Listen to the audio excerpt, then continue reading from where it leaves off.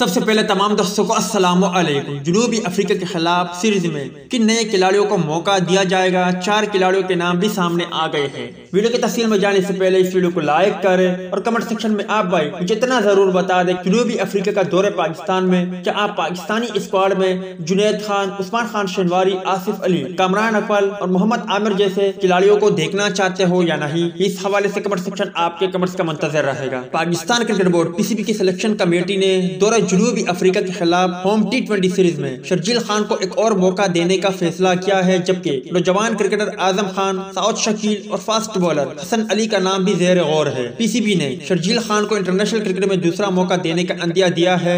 बाएं हाथ के बल्लेबाज को जनूबी अफ्रीका के खिलाफ होम T20 सीरीज में फेवरेट करार दिया जा रहा है। दौरा जनूबी अफ्रीका के दौरान नौजवान विकेटकीपर बैट्समैन आजम खान, बाएं हाथ के बल्लेबाज साउद शकील और फास्ट बॉलर हसन अली का नाम भी ज़ेर गौर है। वाज़ेह रहे कि नई सिलेक्शन कमेटी का पहला बाकायदा इजलास कराची में होगा, जबकि टीम के ऐलान से पहले हेड कोच मिसबाह उल हक और कप्तान बाबर आजम से मुशावरत होगी।